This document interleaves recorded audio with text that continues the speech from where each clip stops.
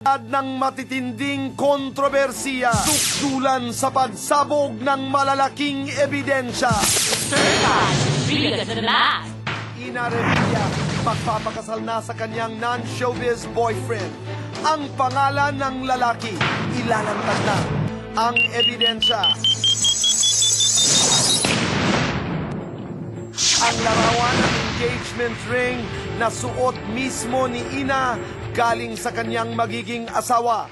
Sabado, April 5, bumulaga sa showbiz ang balitang magpapakasal na raw ang anak ni na Senador Bong Revilla at Lani Mercado.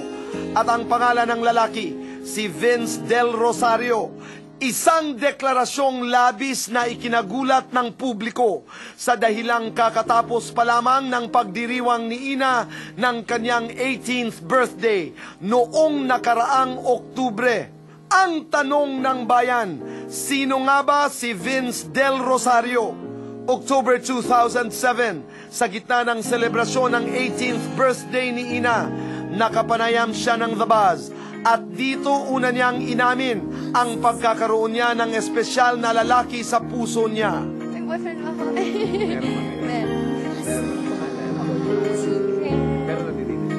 Anak siya ng best friend ng dad ko. Tsaka best friend siya ni na kuya. And pumupunta siya sa bahay. Non-showbiz. Siya si Vince Del Rosario, 23 years old. Si Vince, anak ng Chief of Staff ni Senator Bong Revilla na si George Del Rosario. Laking Amerika si Vince.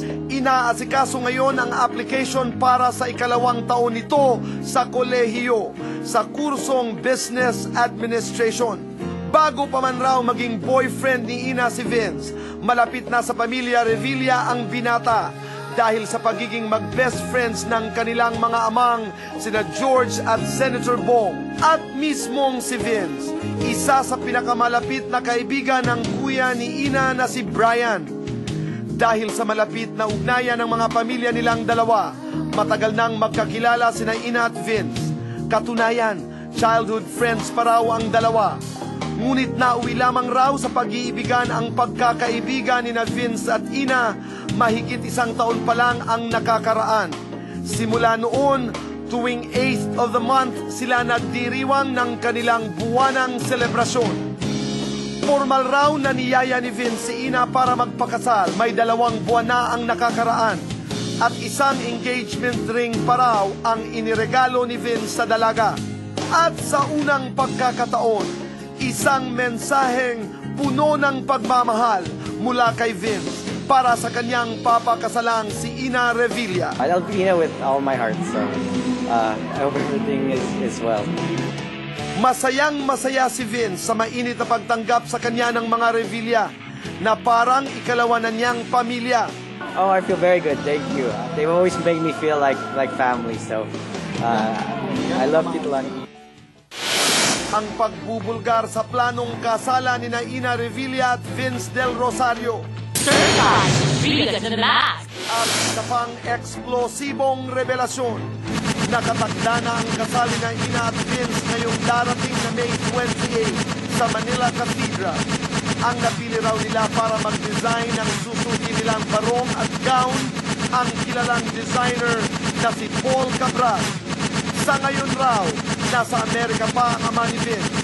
Pero uuwi raw ito sa Pilipinas sa unang linggo ng Mayo para mamanhikan sa pamilya. Kagaran sa paglalantad ng matitinding kontrobersiya, tukdulan sa pagsabog ng malalaking ebidensya.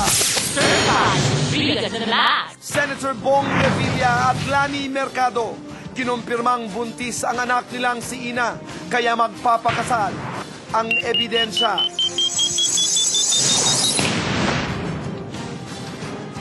Ang video footage ni Ina at Vince Del Rosario sa birthday party ni Lani kagabi. Noong nakaraang Sabado, April 5, marami ang nagulantang sa balitang lumabas sa Philippine Star. Ina getting married. Ayon sa News Flash, ikakasal na ang anak ni Senator Bong Revilla at Lani Mercado na si Ina kay Vince Del Rosario sa May 28 sa Manila Cathedral. Iba't ibang espekulasyon ang naglabasan sa mga pahayagan at ang pinakamaugong sa lahat, nagdadalang tao raw si Ina kaya magpapakasal. Sa radio program sa DZMM na showbiz mismo noong Huwebes mula raw sa kanyang informante, ibinalita ni Christy Fremin na kumpirmadong buntis si Ina Revilla. Kasi yung sinulat ko na nga kasi dun sa column ko na kumpirmadong nagdadalang tao, si Ina, ang anak nila, Senator Bong at Lani. Pero ang totoo, 4 na buwan nang nagdadalang tao si Ina na hindi natin mahusgan. Kasi pala ni Cupido yan, walang nanalo sa pag-ibig. At kagabi, sa birthday celebration ni Lani Mercado, nagbigay ng pahayag si Senator Bong Revilla at Lani tungkol sa kumakalat na balitang nagdadalang tao ang kanilang anak. The public should know the truth. Kung ano man yung wala kami dapat itago.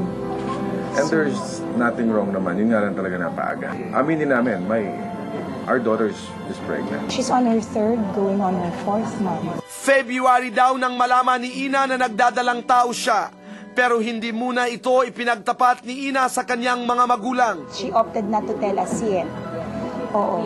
Until we were in the States having a vacation. Nung una kong nalaman, ang una kong tanong sa kanya, what are your plans? So, nagsabi naman yung dalawa na gusto nilang magpakasal. Hindi raw naging madali kay Bong ang pagtanggap sa balitang nakarating sa kanya. Parang binagsakan ng mundo. Mabigat. Kaya nga, wala naman may gusto nitong bagay na to. No? Masakit man para sa atin, but ano tayo magagawa eh? Nagkaiyakan, nagkayakapan. Tanggap ko na. Nandun na yung sa puso ko na kailangan kong ihanda ang anak kong babae through what she's going through. Kumpirmadong sa May 28, sa Manila Cathedral magaganap ang kasal ni Ina Revilla at Vince Del Rosario. At sa pagpayag nila na magpakasal ang kanilang anak, isa lamang daw ang hiniling nila kay Ina. Kahit na mag-asawa na siya, ipagpatuloy niya yung pag-aaral. She's studying in Ateneo right now. And after the wedding, they'll be staying in a condo provided by the family of the Del Rosarios. Vince will continue with his studies the same way that Ina will be. Nilinaw din ni Senator Bong Revilla na nagkaroon man ng samaan ng loob sa pagitan nila ng ama ni Vince na si George Del Rosario, ngayon ay maayos na ang lahat.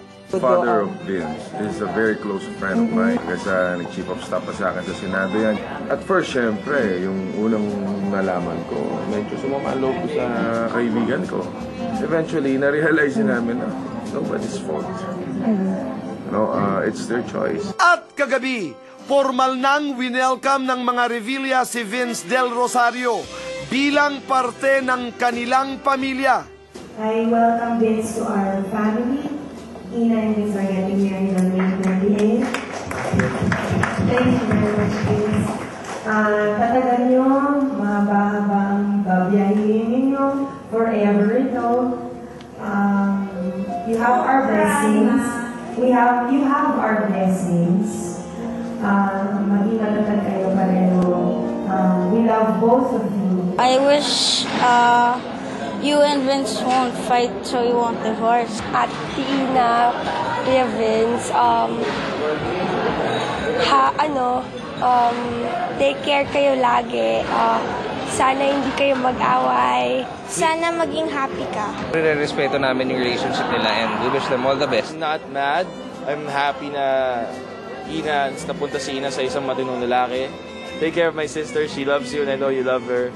At sa kabila ng lahat, bilang ama, nanatiling positibo ang pananaw ni Senator Bong Revilla sa panibagong buhay na tatahaki ng kanyang anak. Pero dapat ito magsilbing leksyon din, no? Sa mga, dapat talaga yung pangaral palagi. May pagkukulang din kami. Isipin natin yung maganda. Let's think positive. Yeah. Huwag tayo maging negative. We gained the son and soon to have another lolo na naman. Another grandchild. Ang kumpisal ni na Senator Bong Revilla at Lani Mercado tungkol sa pagdadalang tao ni Ina Revilla. At ang isa pang eksplosibong revelasyon. 18 years old din si Lani Mercado at nagdadalang tao din ang magpakasal sila ni Bong Revilla sa Amerika noong May 28, 1986. Nagkataon, wedding anniversary namin ni Senator yon sa Amerika.